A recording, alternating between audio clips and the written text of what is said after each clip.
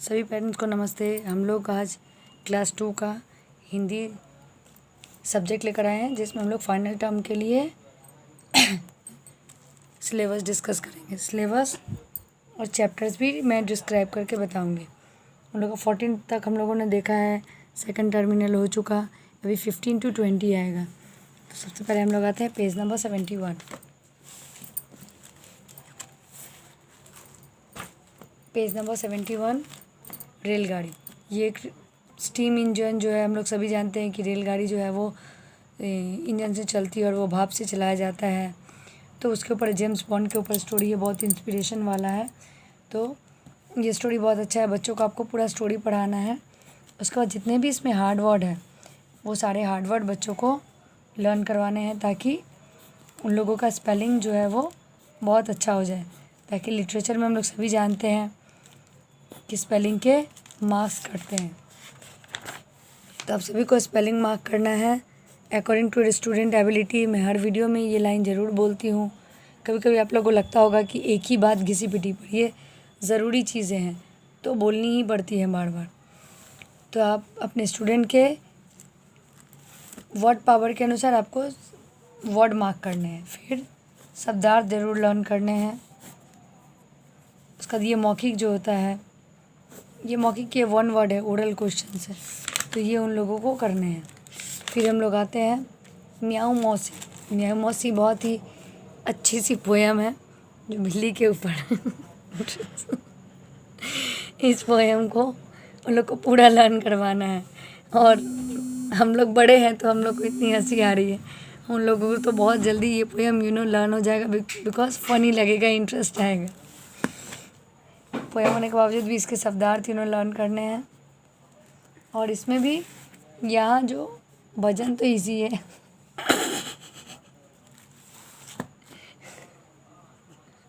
कितना एड्रेस में इसमें रिक्त स्थान की पूर्ति करो जो है या पूरा कीजिए, वो आपके इससे पोएम से रिलेटेड है। फिर हम लोग नेक्स्ट चैप्टर में आते हैं आइजैक न्यूटन। पहले वाले में हम लोगों ने क्या पढ़ा था, जेम्स वॉट, जिन्होंने इंजन के बारे में है। ये आइजैक न्यूटन के बारे में है। तो इस बार लिटरेचर में लोग का बहुत अच्छे अच्छे चैप्टर है। इसमें भी ये सारे हार्ड वर्ड तो यहाँ हैं, ये आप लोग को कॉपी कराना है। उसके बाद है स्टूडेंट के हिसाब से आपको यहाँ जैसे रुचि, सहेली, वस्तु, चक्की, मशीन, डिब्बे, चूहा, आइजैक न्यूटन तो यहाँ है बच्चा, तो आपको मार्क करने हैं। फिर है शब्दार्थ जो है उन लोगों को पूरा लर्न करना है। और हम लोग देख रहे हैं यहाँ रेड करके जो वर्ड दिया हुआ है डार्क पिंक, वो भी हार्ड वर्ड ही है। तो ये चीज़ बहुत ही अच्छा है। ये क्वेश्चंस 1 वर्ड है, तो ये ओरल के लिए उन लोगों का आएंगे। तुलसी माता।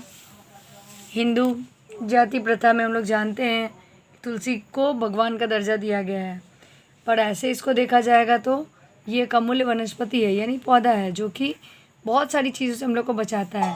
तो इस वजह से हिंदू हो या कोई भी कास्ट हो, सभी के लिए तुलसी बहुत इंपॉर्टेंट रखता है। हिंदू कास्ट में इसकी पूजा की जाती है। तो उसके ऊपर ये चैप्टर है।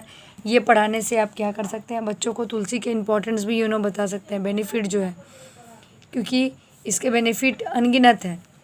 तो वो आप साथ साथ में, और अभी कोरोना टाइम में तो बच्चों ने भी जान लिया है कि तुलसी काढ़ा में यूज़ होता है, और वो कफ़ एंड कोल्ड के लिए कितना, मतलब फ्लू के लिए बहुत इम्पॉर्टेंट होता है, और खाना चाहिए या फिर उसका काढ़ा पीना चाहिए।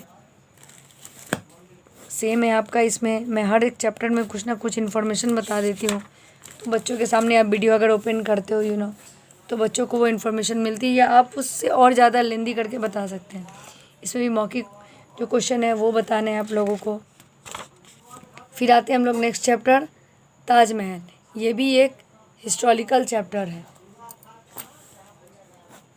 ताजमहल के बारे में जो हिस्टोरिकल है, ये हमारे इंडिया के मॉन्यूमेंट्स में बहुत फेमस है। तो शाहजहाँ या उनकी कहानी और ताजमहल के बारे में बताना, आगरा से रिलेटेड है। तो ये सारी चीज़ें बच्चों को इन्फॉर्मेशन मिलेगी। हार्ड वर्ड को मार्क करना है आपको, और ये स्टोरी बहुत अच्छे से पढ़ाईगा। यहाँ ताजमहल की पिक है।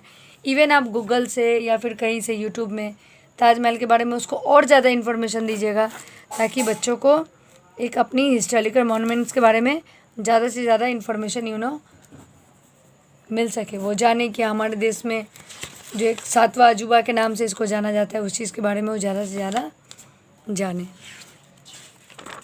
तो ये आपका हो गया लिटरेचर का पूरा कंप्लीट। देखिए यहाँ बहुत अच्छा ताजमहल का ये दिया, इससे आप उसे कलर करने का एज अ वर्कशीट आप उसको दे सकते हो, ताकि इस मोन्यूमेंट को जब वो कलर करेगा ये छोटी छोटी पिलर्स को ये सब विंडोज़ वगैरह, तो क्या होगी कि ये सारी चीज़ें उसके दिमाग में अच्छे से बैठ जाएगी। अब आते हैं हम लोग क्लास 2 का लैंग्वेज यानी ग्रामर में। तो पहले ये सारे हो चुके, हम लोग विशेषण में आते हैं, विशेषण और क्रिया। तो विशेषण में है, ग्रामर में हम लोग सभी जानते हैं कि डेफिनेशन जो होता है वो मेन होता है। तो सबसे पहले आपको डेफिनेशन यानी कि परिभाषा बच्चों को लर्न करवानी है। जो सब संज्ञा सर्वनाम की विशेषता बतलाते हैं उसे विशेषण कहते हैं। उसमें कुछ भी आप अपने घर से, जैसे आपका बच्चा शैतान है तो बोले तुम बहुत शैतान हो, तो शैतान विशेषण है। लंबा चौड़ा मोटा काला, कुछ भी वर्ड आप बता सकते हैं, ये सारी उसकी विशेषताएँ हैं, तो ये हो गया विशेषण। और उसको अलग अलग नाम से इंडिकेट करके भी आप समझा सकते हैं। फिर उसमें विशेषता बताने वाले को विशेषण कहते हैं, विशेष बताते हैं। संज्ञा सर्वनाम की विशेषता, विशेषण से पता चलता है। संज्ञा मात्र रंग व आकार सभी चीज़ के बारे में पता चलता है, क्योंकि हम लोग किसी भी चीज़ को उठा के डिटेक्ट कर देते हैं फिर आते हैं हम लोग नेक्स्ट चैप्टर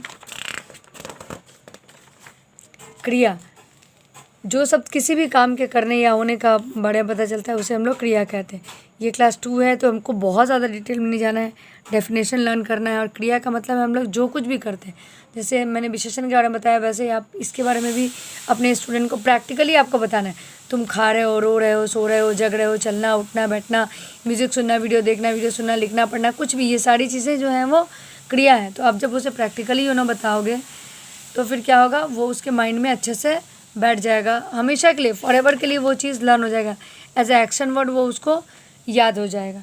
वीडियो के दौरान मैं कुछ टिप्स बताती हूँ, तो उसमें से समझिए आप कि ये एक है। क्रिया से पता चलता है काम का करना, वाक्य अधूरा होता है क्रिया के बिना। फिर आते हैं हम लोग नेक्स्ट पर्यायवाची शब्द में। यहाँ सेकंड टर्म तक आ चुका है, थर्ड टर्म के लिए है भौरा से लेकर फूल तक। फिर आते हैं हम लोग विलोम शब्द। विलोम शब्द का अर्थ होता है ऑपोजिट, उल्टा। पर्यायवाची शब्द का अर्थ होता है कि एक शब्द के कई और अर्थ होते हैं, कई और मायने होते हैं। जैसे रात तो रात्रि, निशार, रजनी, इस तरीके से विलोम में ही है। ये चार्ट उन लोगों ने ऑलरेडी पहले के एग्ज़ाम में कर रखा है, तो ये सेकंड चार्ट जो है वो थर्ड टर्म के लिए उन लोगों को पूरा अंदर से लेकर आकाश तक करना है। फिर आते हैं हम लोग शब्द समूहों के एक शब्द में 15 to 25, अच्छा थर्ड टर्म, जो साथ में पढ़ता हो से लेकर जल में रहने वाला। फिर दिन और महीने का ये chapter revision, as a revision उन लोगों को करना है, बिकॉज ये हिंदी में आना उन लोगों को बहुत ज़रूरी होता है अकॉर्डिंग टू जनरेशन। ये सारी चीज़ें हम लोगों को इंग्लिश में तो बहुत अच्छे से होती है लर्न, बट हिंदी में हम लोग मेंशन नहीं कर पाते। इवन कि हम लोग जैसे वाले लोगों को भी गड़बड़ होती है, जैसे थर्सडे बृहस्पतिवार तो बहुत टफ होता है बोलना, ये शनिवार, तो ये चीज़ को आपको एज अ रिवीजन फिर कराना है। फिर हम लोग आते हैं एक कहानी लेखन में। हाथी और चींटी बहुत सिंपल सा स्टोरी है, तो ये स्टोरी उन लोगों को पढ़ना है। बस क्लास 2 के लिए इतना ही है। आप लोग मेरे वीडियो को देखकर अपने बच्चों को ऐसे कराइए ताकि 2 का सिलेबस उन लोग का प्रिपेयर हो सके। फाइनल टर्म के लिए अच्छे से कराइएगा, मैं होप करती हूँ। और मेरे चैनल को सब्सक्राइब करके रखेंगे, तभी आपको सारे क्लासेस की वीडियो मिलती रहेंगी लेटेस्ट। और इस वीडियो को शेयर लाइक करना ना भूलें। Thank you so much.